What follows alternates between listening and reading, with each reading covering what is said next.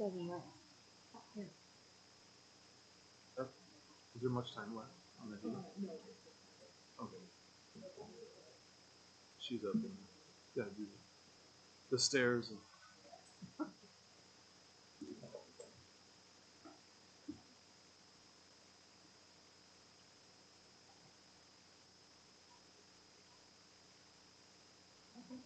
This Roger? Yeah. Oh, he's too young. He's not playing. Okay, he's too young.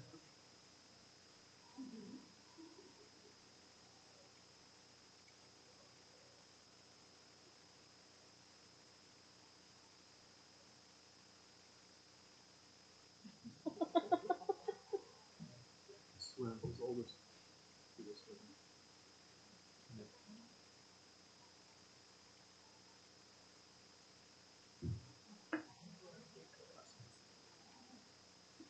Michelle.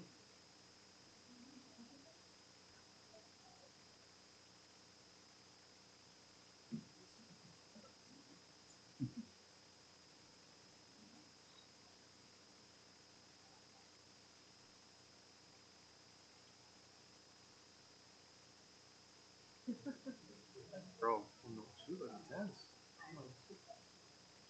Vision.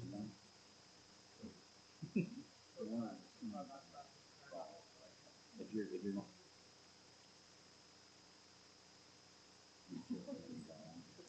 that now.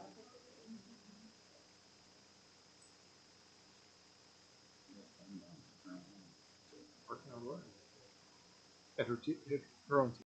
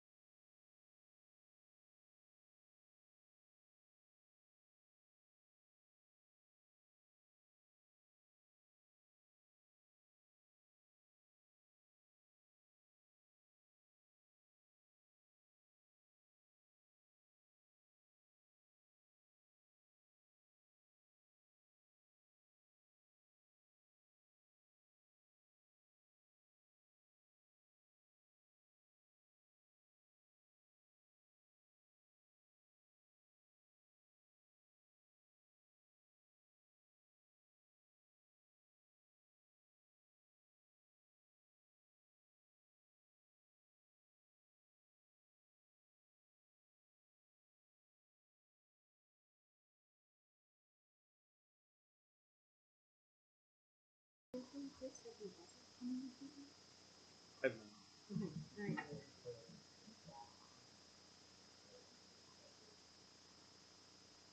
Okay, Good? alright. Okay, well, we'll go ahead and do. Oh, go ahead. Yeah. Yep.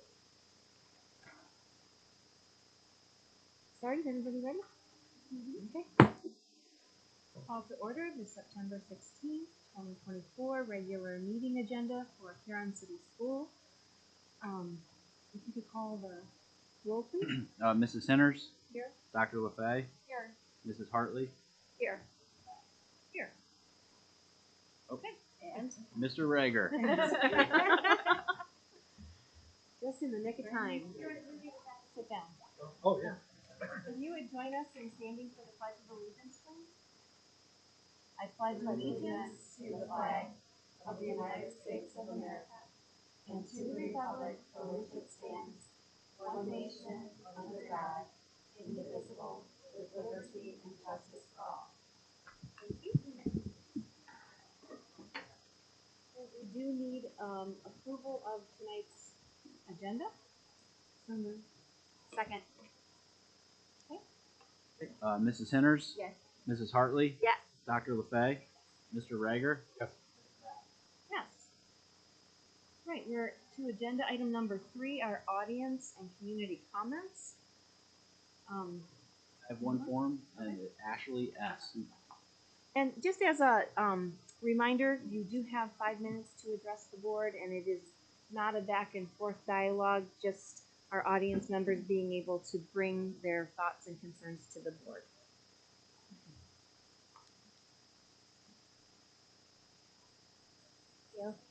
My name is Ashley Sunoka. I would just like to respectfully ask for the optional programs such as LifeWise to be available to students according to parent choice. Thank you.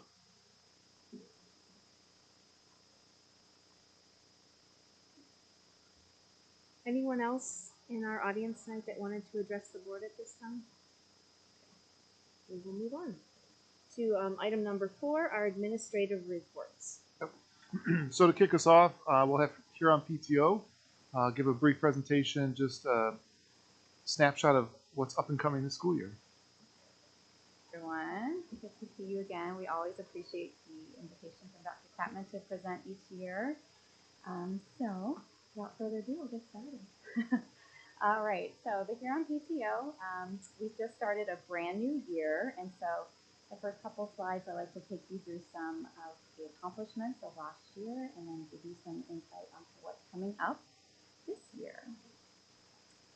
So our main vision this past year was PTO is for everyone. It's for everyone. Big, small, whatever you can do. Every contribution is notable and necessary and helpful. So we have some parents that can only just post things on social media or share something on our behalf. Whereas we have other parents that can lead an entire event, like a 5K race. And we have everything in between.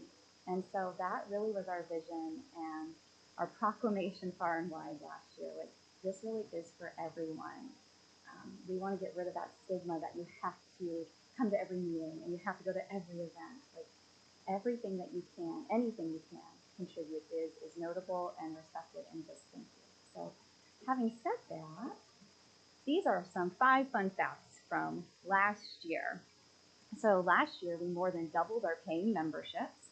We more than tripled our average meeting attendance. And more notably, we had 33 teachers attend at least one of our meetings last year. We spent over $25,000 on school resources, so things including $10,000 of that for teacher wish lists and teacher requests. Other things included a One School, One Book program, Woodlands Fun Day. We had, well, I'm going to go over to the other things later, so I'm not to bore you now, but we spent a lot of money, and a lot of that was raised throughout the year. And just so you know, please spread this message far and wide, because some of the feedback I hear is, well, we don't know exactly what that money goes towards. So stay in your seats. Here it comes in just a moment. We also donated over 700 books to the Woodlands Library and to teachers' classrooms.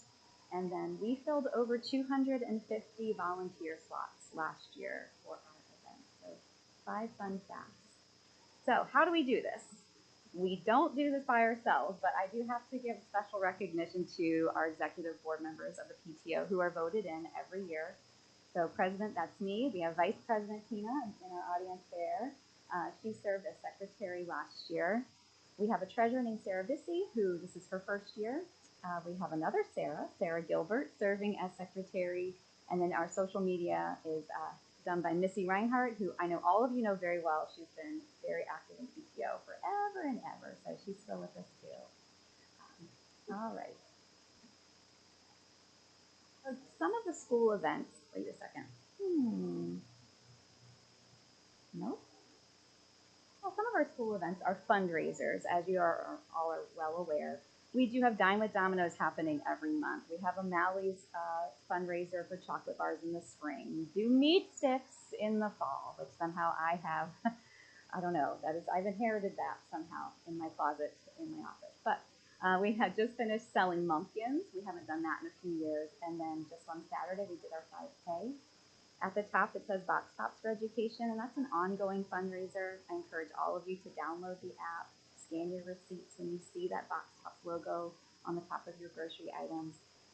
And just to note, we've already reached 2/3 of our goal already for Box Tops this year. Speaking of that membership, we've already exceeded last year's membership too, and we've only had one meeting. So just like we are doing great so far this year. So please join in on the fun. So some school events that we also do. Fundraising, yes, that is our priority, but we also try to bridge the gap between school and home. And one of the things we're doing this year is called After Hours at Woodlands. It's taking the place of our Donuts with Grown-Ups this year, which we found being in the middle of the day was a little bit hectic, a little chaotic for some families and for some of the instructional staff. So we're trying something different. Mark your calendars. It's coming up on October 10th. We have from 3 to 7 p.m. we have a parent cafe happening. We have our PTO meeting from 6 to 7. We have the book fair also going on as a night, and that's also a conference night for teachers. So why not just throw it all in at one time? So please be aware that that's happening, and we're going to try it out this year and see how that works. We also do 2 book fairs every year. We do one Scholastic, which most people are very familiar with. That will take place in the spring. And then we do a literati book fair in the fall. Why do we do 2? So that we're not having the same product both in the spring and the fall. And literati, we've noticed, is geared a little bit more towards our intermediate, older grades in the elementary school setting. And then Tiger Tinsel is something that we've done. It used to be called Penguin Patch with a vendor, and Missy Reinhardt has taken it under her wing. She shops all year long the clearance aisles, and she finds items for parents to have and grandparents to have as students go shopping at Christmas time. And we did that completely on our own without a vendor last year. Huge success, raised over $5,000 just on our own, even with buying our own products. And so that is something we're going to continue again this year. So special shout out to Missy Reinhardt, who couldn't be here tonight. All right, but we also support a whole slew of things as well. So we may not be the host or the coordinators, but we have our hands in these areas, including the Ice Cream Social, Open House at Woodlands. We are going to be joining the Rotary Trunk or Treat this year. We put in our RSVP today for that. The Red Kettle with Salvation Army, we ring the bell on a Saturday in December to support them. One School, One Book, which is when one book is chosen by Woodlands and the whole school reads it and does related activities. We support the Evelyn Bauer Spring Dance and provides decorations and snacks and other things that they request. Woodlands Fun Day, which had over 100 volunteer slots. All of those were filled this year. So we help our PE teacher, Dana Skavnak, with that and the scheduling and organizing the volunteers. Kona Ice for seniors, we did that last year, and we're going to do it again, I think at their senior picnic. Kindergarten graduation, we buy decorations for that. Kindergarten screenings, there's a cutie pie there on the screen. Shout out to Ashley Link and her kiddos. So lots of different things that we have our hands in. So, good job. We also spend some time showing appreciation to our teachers, administrators, staff. And so for teachers, like I said earlier, we do our wish list and teacher requests. Conference night meals, we usually provide a big meal or snacks. There are 14 different conference meal nights this year, so we're doing our best to address all of those. Volunteer recognition happens in April, where we recognize all of our PTO volunteers. Finally, teacher appreciation. So every staff member, teacher, bus driver, cafeteria worker, everyone got one of those big, beautiful H shirts last year. So those are just some of the things that we did last year. We also hold meetings. the second Thursday of every month from 6 to 7 p.m. They take place at Woodlands. We generally have guest speakers every month, and that is when we have teachers come in person to make requests. So we had Dr. Tatman join us this past meeting on Thursday. We have Mr. Rager joining us, I believe, sometime in the springish, late winter time. He's going to come in and speak for us. So last year we had people from Salvation Army, from the public library, et cetera, et cetera. So a snapshot of our meetings. You are more than welcome to come and join one of them. And then, so, sprinkles on the ice cream. This was something that Dr. Chapman kind of labeled us with as last year, accordingly. So we kind of see our buildings as like the bowl or the cone of an ice cream. And the people inside those buildings are like the scoops of ice cream. And we're just on top. We want to be involved in everything. You know, everybody likes sprinkles. So, you know, we're just that extra goodness on top that can be involved in as many things as we're able. So some things that you can do as a board, and including my audience out there, you can join us on social media if you're on PTO, on Facebook. Come to a meeting, second Thursday of every month. Come to our events. We had a huge 5K, just like I said, on Saturday. We had a 73% increase in participation in runners. We had over 30 volunteers. Huge success. So mark your calendars. And last but not least, if you want to scan the QR code, but I think Dr. Tatman will probably send this out as well. So you can scan that to be on our Remind app for event reminders, volunteer opportunities, and our email addresses. So thank you all very much for your time and attention to this meeting, and we hope to see you at least one of our events this year. Thank you so much.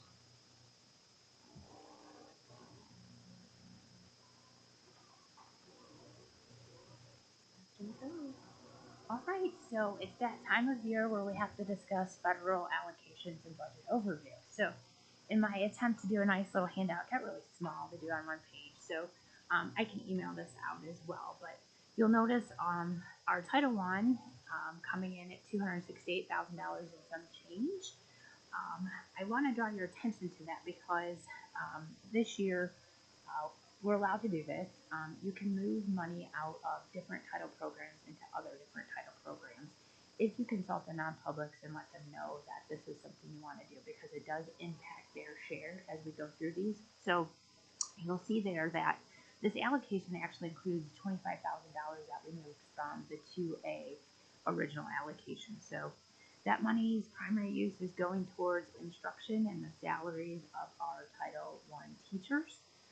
You'll see that the non-public allocation is up this year over last year's quite a bit, and that is formulaic. So what that means is the non-publics are reporting students who are free and reduced lunch who are residential students attending in their buildings. So as federal law goes, they cannot be the keepers of the funds. It has to go through our school district. So not only do we serve them in that capacity, but we also do pooling with other districts. So, for example, Edison gets $500 towards their non-public. It's not worth it to send over a tutor from Edison, so we take on that responsibility and that cash in order to make that happen. So those pooling agreements and that money is not included in this allocation, but we do that, and we do it out ourselves. We do the non-publics over St. Mary's and North services. So again, just so we're not running people all over, they can actually get more service the more pooling they do. So Title IIA, you'll see that is including the reduction of the $25,000 that we moved into Title I. So there are two uses for Title IIA funds. One is to reduce class size. We do not qualify for that use. The ratio has to be 1 teacher to 24 students, K through 12, and then you have to run it again, K through 12. We don't hit it either way. We're not even close. So the only option that we are left with is moving it or using it for professional development. So the difference in the funds that we left in there are covering the cost of our tech integration coach this year with Christine Denhoff coming in from North Point. And then there's a little bit of change left over that we'll use for incidentals if people need to attend conferences or if we ask them to do something to get sub coverage in the classroom. So Going on to the back side, Title IV has been brought back for a few years now. It disappeared in the federal budget and then was brought back. And it is to supplement, not supplant, well-rounded education initiative. So we use our allocation towards the salaries of our mental health professionals, and we've done that for years that way. So you will see that in other categories we do salaries and the matching fringe and retirement, because this allocation is not very high. We work with Mike's office to like, can we just hit it once instead of dividing it all over, because it gets a little messy, if you will. So both Columbus and Mike's office is good with that and just keeps it cleaner. So again, you'll see the non-public gets a formulaic allocation, and so that does also flow through our books. So IDEA 6B is affectionately known as our special education fund that comes through the feds. And as you know, from Mike's information, this no way covers in what we spend for special ed, but instruction and salaries, that's approximately 2.5 people are intervention specialists. And then you'll see a little bit, we try to cover as many people as fully as we can so we don't have to split out funding sources, because it creates another set of paperwork and compliance issues. So that if you can cover 100%, that's great, right? So the change we put into is towards the coordinator services, and then of course the non-public's formula that they get over there at St. Pete's. So Dana works with how they want to spend that, and then of course we do the POs and all that good stuff. What is new this year, and most likely this year only, is we have 2 non-competitive grants that were awarded to the high school. And we've been a little back and forth on this. These budgets have not been submitted to Columbus yet, mostly because we got late notification and all our staffing was complete by the time we were aware of the funds. So the 3 of us have had phone calls with Columbus and different entities about how possibly the money can be used. So with federal funds, there's always the rules to spend it, right? And so sometimes they don't always line up with what we need it for. So, and then also you cannot supplant. So coming up with supplemental services, we are looking at before, during, and after school tutoring as part of this school improvement grant. 30% can be used towards technology. So looking at our smart boards and who still needs what in our 5-year replacement cycle. You'll see a large, the 30% that we could put in there is in that supply line. Again, also looking at professional development and using coaches, tech integration coaches, but also looking at how we can use our staff to rewrite curriculum for students that have different needs. The Expanding Opportunities Grant, we kind of chuckle at this one because it's supposed to be used for expanding AP, Advanced Placement, International Baccalaureate, IB, for CCP. With our partnerships in the region, Tim and I kind of chuckle because we're like, how much more can we do for CCP, right? Like, we have a facility 2 miles down the road. So we offer AP in all the major core subject areas. So again, looking at what we can do with that, the state has put out a list of vendors for high dosage, high quality tutoring. So we actually have a call on Wednesday with one of those services for students who have not achieved the competency score on their graduation pathways.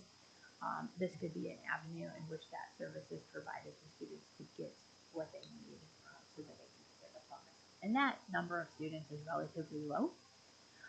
And also students, we're looking at these services are students with disabilities that need extra assistance, but it cannot supplant what is required on their IDs. So once we get those details kind of a little more fine-tuned, we will submit those to Columbus. So, any questions?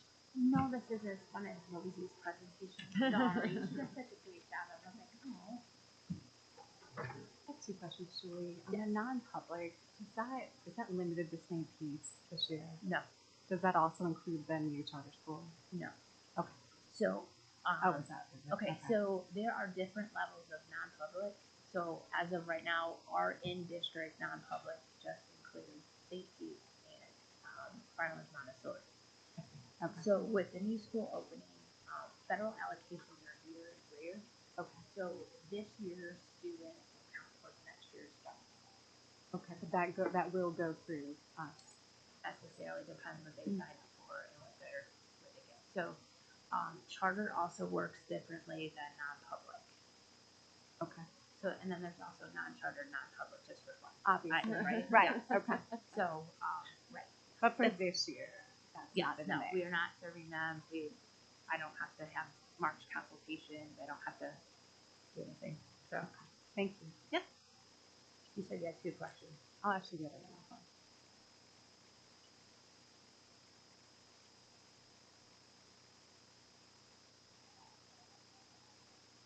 Other questions for Dr. Portman?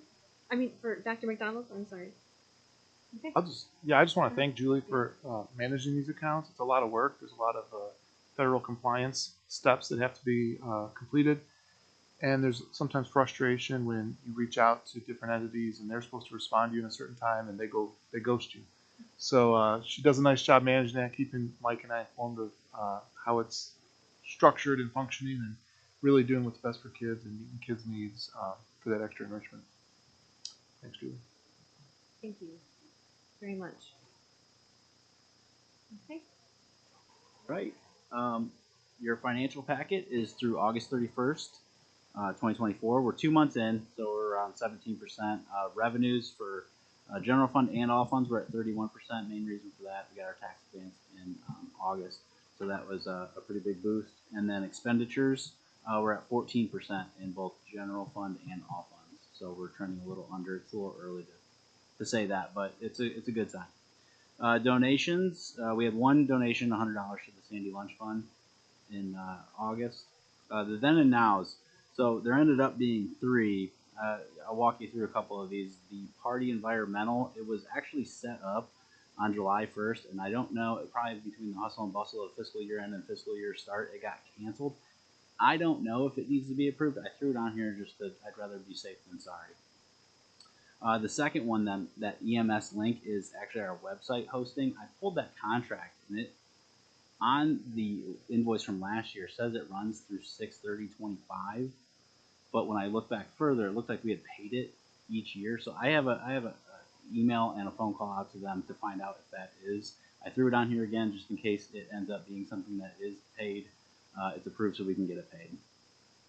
And then the Amplify one it's a product classroom textbook thing that is used within Clever. This one also has a purchase order set up. I don't know. I threw it on here just to be safe. There is a purchase order that was sent to them on August 19th, and the start date on it was 7/1. So I'm kind of checking on that just to make sure that we don't need to approve it. But I threw it on here again. All 3 of these might not actually be then and nows. I just wanted to throw them on here to be safe. So if they are, we can get them paid. Sales project potential. There were some fundraisers for boys soccer and cross country. Those did already take place, and actually in there they have their final report. So we're working on getting those in before they start, so we can get those approved. And then the last one is the amended temporary appropriations. I think I originally, Jody, when we met, I listed them as final. I won't do finals until June, so I just changed the name of it. The general fund, it's lining up pretty similar to the May 5-year. The May 5-year had 17.8, and in here I have 18.1 in the general fund, so it's a little higher, a little bit of wiggle room. It's not trending that way, like it's going to be higher, but there were some increases that were made to get us through the year. And then all funds, which would include general fund and everything that you see like on that cash summary, so it'd be all those different funds, that number's at $20,421,000. Lastly, Capital Conference. Rooms are available tomorrow. So if you could, let me know after the meeting or send me an email or whatever.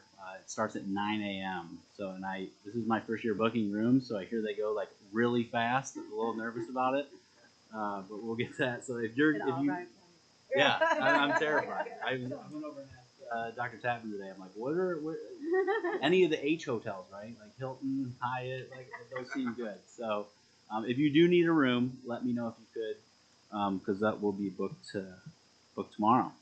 Anything without bed Anything without bed bugs. All right, deal. bugs. I'll ask.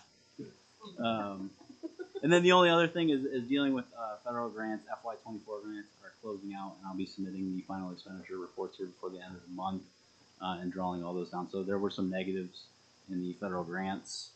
Those will get drawn out with FERs. So And again, I just want to thank you for the advanced Yeah. financial report.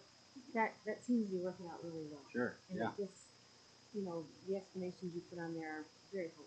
yeah. And So if thank you. and if you can think of anything to even expand that, that I haven't thought of yet, let me know, and I'll work on that too. So. All right, I'll start with the agenda items. So items A, B, and C are special education services for students with IEPs identified, or services identified in their IEPs. The next is the GNOMES therapy sports trainer, and we have the contract on here. Service already began in August, and the trainer is providing services as contracted. And working with Matthew, there are some gaps in service that we're going to look to address, and then have them put into that contract for next school year. So this one's already set, and we're a little late on getting the board to approve it, but that's something that's on our radar, me and Matthew's. Next, from time to time, St. Peter Church, St. Pete's School asks for charter services, and so that's just recognizing that it would be a chartered service where there's a fee for both mileage and driver. Next, F is a Columbia Gas easement agreement, and so that's going to be at the bus garage property. They need to be 6 inches into our property, running parallel to the road. Legal reviewed it and said this is pretty standard boilerplate contract, so they said they didn't have problems with it. So that'll be helpful to the industries that are on that parkway. And then next, G is the junior class trip. And so Mr. Schaefer is the class advisor, and he's working, seeking interest from students and those types of things. So this is just, this is the board's action to say yes, pending interest and everything else, the trip can go to DC. Last year was the first year we brought it back since it had to go on hiatus in 2020. Certified personnel items, really additional services, tutoring, home instruction as needed. So we have those on there. And then for I, classified personnel items, we have, again, some extra services that people are providing and an educational aid that we will have start Wednesday to replace the one that is on there for resignation as well. Supplemental, we have the 2 faculty managers, and then stipends, we have some ticket takers and clock workers. So that's it for that. And then, any questions on the agenda items? Okay. Next, I do have a question. yeah, go ahead. So when we met for agenda review, you had mentioned about the possibility of combining senior and junior trip to Yeah. get the numbers up, so it wasn't going to be as cost prohibitive. Is that still a thought? Yeah, so the service, the trip planner that we use, they have a tiered service. So as you have more students attend, it lowers the per student cost. So one idea we would explore next year is that do we do a junior senior trip? So now every other year we have a trip, but it's a larger group going, so we get that lower price point. We're guessing or estimating that the price would be about $850, maybe $900. And talking with other districts in our area who have similar or larger size numbers of students, that they're paying about the same amount. So we're not getting a bad deal. It's just if we end up with, if we can get 2 buses, but if we can get a third, then it would be a little bit lower of a cost. So it's really kind of the number of kids you get on a bus. So yep. Thank you. Yep. And then just not on the agenda, but just to share with the board, high school busing continues to be a focus. The high school principals and guidance counselors are monitoring students' tardies and attendance, and we're having conversations with families if it's coming to surface that transportation is an issue for that. So we're working through that, and then we're going to hold that promise of February meeting, we'll have a more robust exploration conversation for next school year, 2025-26. Free and reduced lunch. So we had a pretty aggressive campaign reminding families to fill out those forms, seek if they're eligible. It's a wonderful benefit if they are. And so to help incentivize them, we said anyone that has it by a certain date, you'll get one of the 10 event activity passes that started last year and will continue in this year. So we had 358 students, pre-K through 12, who received one of those passes, so they're eligible or able to get to 10 events at no cost to the family. Once they, use up that pass, they have to buy another one. But for some of our kids who maybe have limited access to go to those events, we at least got them to 10. So I think that was a good, incentive for the families to fill out that paperwork. And then the last is last board meeting we talked about the butterfly garden. I'm just pass it. And trying to, finding a way to recognize the original creators. So the Butterfly Garden was originally designed and created in 2008.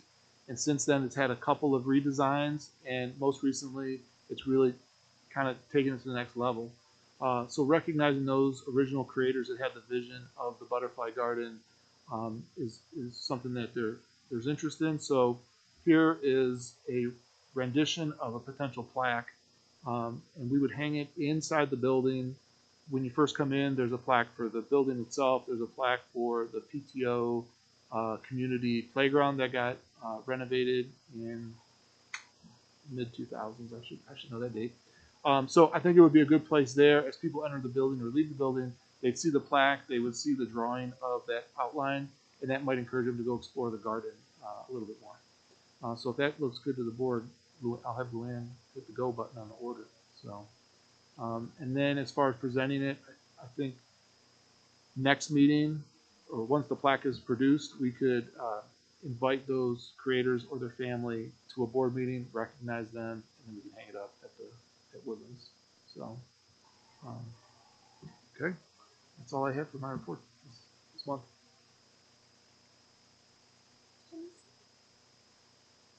I want to thank you for doing this, and I did share the mock-up draft with Sandy Shue, who is Mr. Hartley's daughter, and she was very appreciative of. I think it's a great idea, and Luann really helped work with the designer to work on something that's nice and appropriate and not over the top either. So yeah. Thank you for that. Okay. We need a motion for approval for consent item agendas under sections 5 through 7.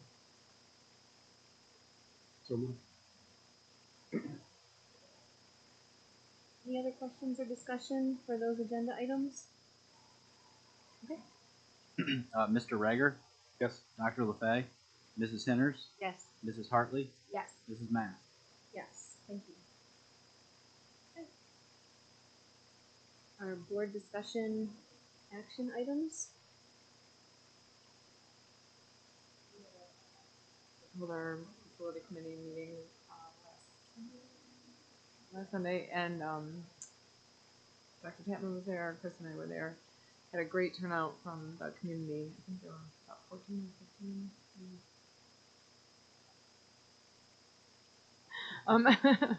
But it was a great discussion. The gist of it was that we kind of caught everyone up to speed with, the process that has been, the thought process and the action that's been taken so far, and then just sort of laying out what's coming next.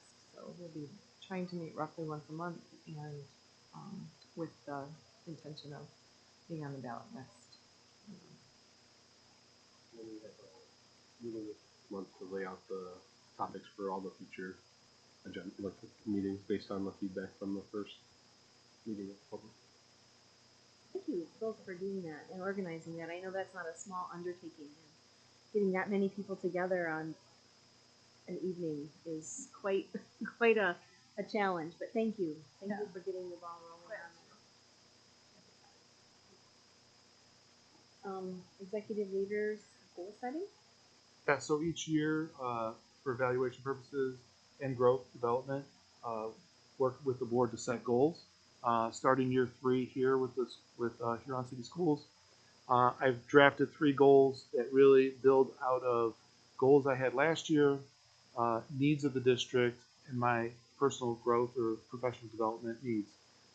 So the first is about strengthening alignment across buildings and departments to improve interdependent functions within the district. So even if you look at last year and this year, we have several new administrators, new leaders in the district, and those that are here, new assignments as well. So like, Woodlands is consolidated, so it's a bigger assignment. So working, supporting all those leaders and the teachers to strengthen our alignment is sort of the spirit of that goal.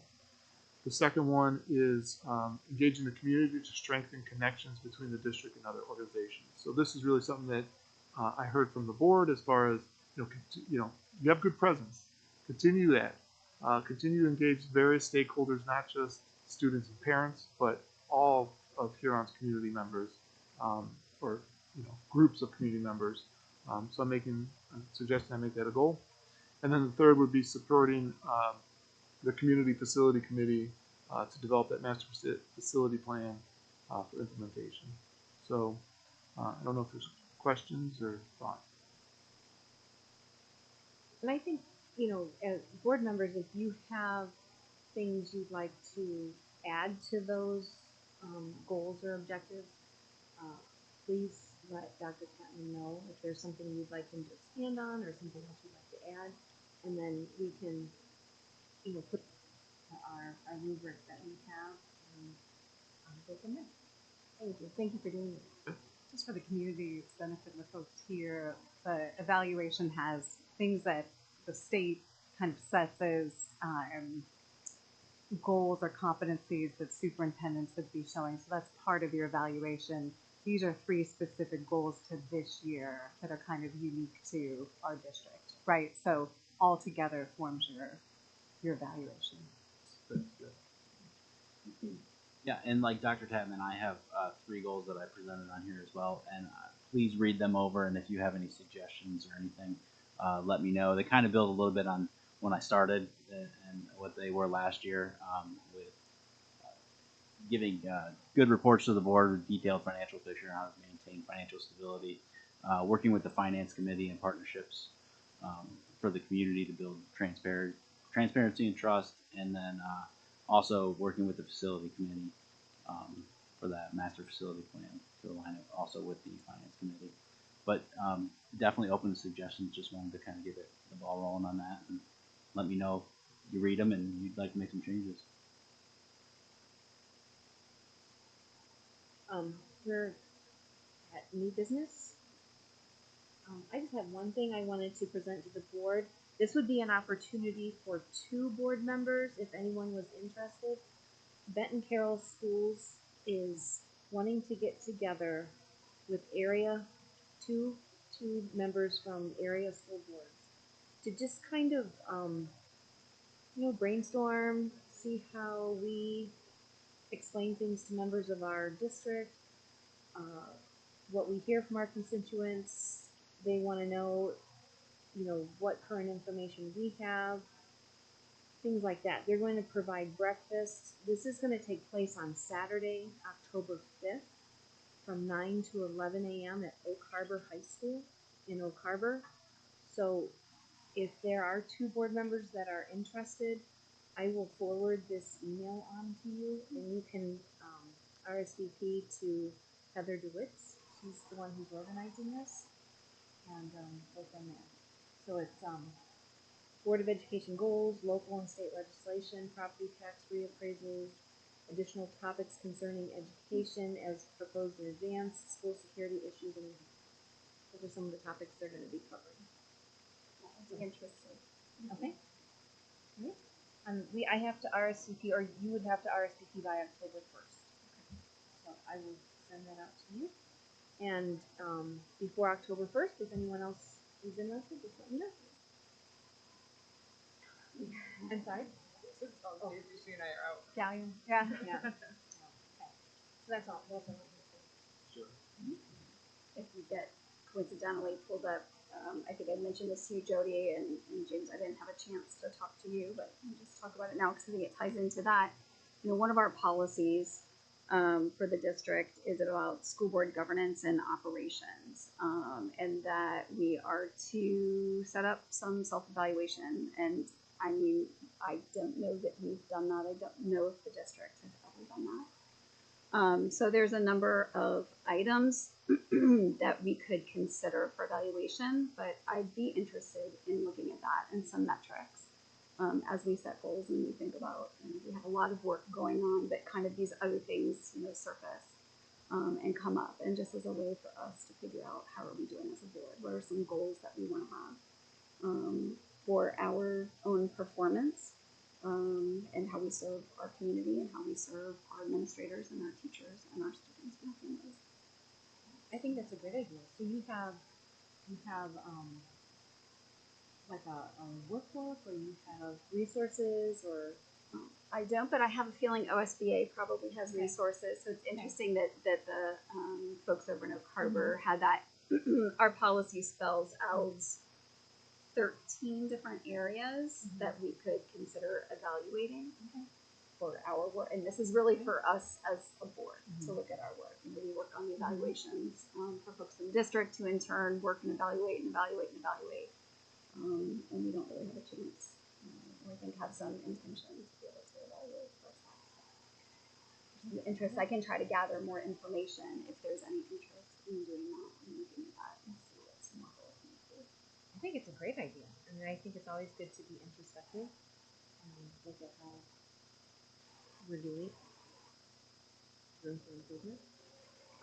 So, if you don't mind looking into some materials or resources, I think that would be great. I know OSBA has done some for us in the past, and they did a nice job. And maybe some of us started to feel like, okay, they've kind of run their script with us. So there are other school support groups or entities that, so I can, Stacy, work with you a little bit, just to share some of that information. We can see if one of those might help as well.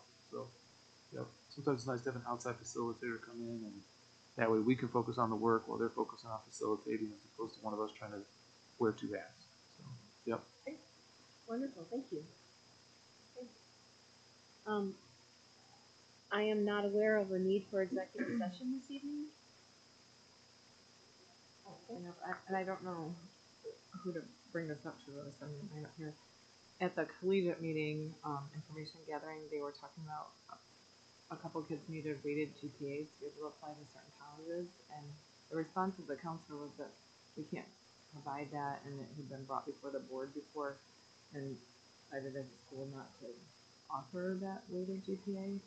So I thought it was kind of, it hadn't been brought before the board since I've been here, and I thought it was kind of interesting that a kid applying to a specific college needed that in order to get scholarship money, and we couldn't provide that. I thought that was a little funny, so I didn't know.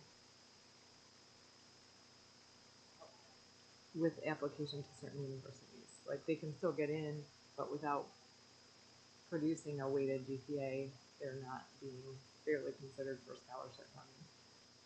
I know that the whole weighted GPA versus the cum laude system, that started 9 years ago. That's when that was implemented, and it was brought to the board from Mr. Lamb and who was the guidance counselor at that time? Jordan Farr. And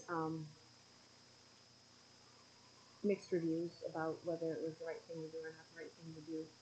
And it's been brought up several times since, but probably not with this newer board. I guess I was always under the impression that if a student really needed a weighted grade or a class rank, that was possible to get that class rank. I mean, that it's not weighted, but class rank, I know it's possible to get that. Yeah, so, and I think the trend, and maybe when they brought it up in university, is to go away from it. And so colleges look at the actual school. They know the strength of the school where that student has gone to school. They look at the actual programs, the actual courses and the curriculum of the students. They know that. And I am under the belief that they actually like take down the weighted averages to try to make everybody's life even when they're looking at it and make an assumption based on more like a full income. I don't know. I mean, I don't know. Because schools have such different policies. There's even like different forms of weighting. You'll see certain schools where, I mean, kids have like a 5 point whatever on a 4. I mean, it's just kind of mind blowing. And then some kids have a 4.2, 4.3. I know, like, listening to a little bit of information about Ivy League colleges, they say that they pull school profiles and really dig into, because it is apples and oranges depending on where in the country you are and what, programs are out there. But they really do try to pull those school profiles and get a feel for, oh, that school has unweighted grades. Okay, like, we know what to do with that. So maybe it's a unique, like, one-off. Like, it'd be interesting to know what college it is and how high volume the challenge is. They had a list, but there were too. like, yeah, it's for money, really. That's where it comes into play. And the counselors had a list. There were only like 3 or 4, but they were in Ohio, and they're places that our kids are applying. So, they basically told this family that was asking, like, yeah, we're unable to provide that. And I thought, gosh, seems like we should be able to provide that, but maybe this is just a bigger discussion than I. Well, it is because because we don't have weighted grades, it would mean a whole revamping of how we report. Just weight a grade for that student for that. Like, convert it, yeah. Unfortunately not. But I mean, if it's something that is that the board wants to discuss and wants to revisit, I mean, that's a topic that can be brought up as an agenda item if it's something that is important and an issue, then we can revisit. That's the best point. I think it's worth, I mean, there are like different people. It's a bit of a polarizing issue, right? And, we've now had almost a decade of it. It might make sense to take a pause and say, what's working, what's not, what's fact, what's folklore, right? And then is this the right decision for us today, right? Now that we've had a chance to kind of try it on and see how students have fared with it. I think it's something that I think it probably is one of those things that's going to have to start with a freshman class, or probably arguably even, we sometimes have 7th and 8th graders taking classes for credit, right? So their high school GPA start as early as 7th grade. But it probably makes sense to dig into that and make sure that, the current state is the right for us right now. So if I'm correct, when 9 years ago, when it was decided to not have weighted grades, it didn't affect students until 4 years. Was it 4 years? It started with the first. Right, so because my daughter was a freshman and she graduated as the last top 10 and the last weighted grade class. And then the next class would have been the freshman class, and they were the first ones to come in with no top 10% and no weighted grades. And this continued on. So, yeah. So much has changed about college admissions when you think about it in the last 10 years. Even the importance of ACT, yes. Yeah. But it probably makes sense and we may end up confirming that we're right what we're supposed to be, or we may say, it's worth taking a look at. So how would we even begin? Where do we start? Like taking a look at that? Maybe have an let me and Julie academic. talk with And Tim leave it and to our the counselors. administrators. Yes. Yeah, or in the We can get education some, rule. what are comparable districts doing, and what are the benefits of it, what are the negatives, and what are the benefits and negatives of not doing weighted grades.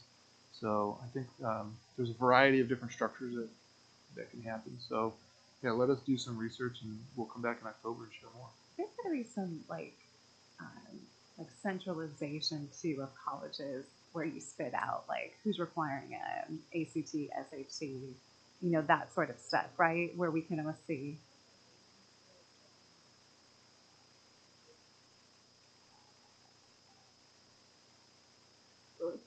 Julie. Share that. So they will tell you who requires the ACT, who requires the SAT, who requires the additional essay. You click, you're unweighted. Your high school does not offer AP courses, so you don't have them listed. So that covers 85% of the institutions these days. Now there are institutions that are like, you need to fill out our app. We don't do the Common App, and here's the reasons why. So it depends on those selective institutions, if you will, but a lot of that sorting happens right now in the Common App for kids. And the profile. The profile is big. Right.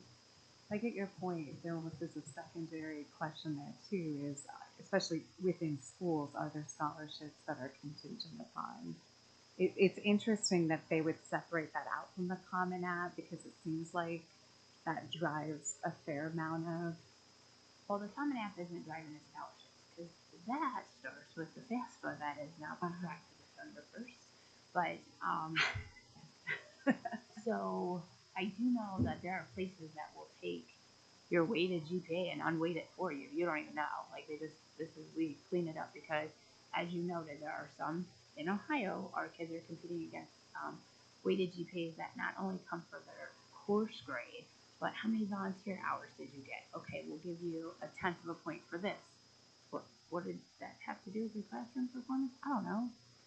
So that is where it gets a little in the weeds when you go to a graduation and somebody's getting announced that their GPA was a 5.7, and you think, the math isn't mathing. Right, yeah. So, but yeah, I mean, James and I can get back to it. I think that way it pops the bubble around, you know what I mean? Because we hear this every year, questions about this.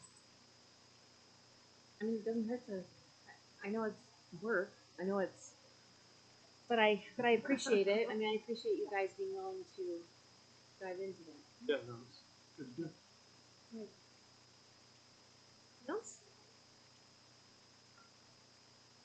Okay. Like I said, I don't believe there's a need for executive session this evening. Our next meeting will be on Monday, October 21st at 6 p.m. here. And with that, we need a motion for adjournment, please.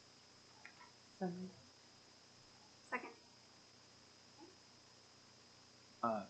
Mrs. Henners, Mrs. Hartley, Yes. Dr. LeFay, Mr. Rager, Mrs. Mass. Yes, thank you. And thank you all for attending this evening.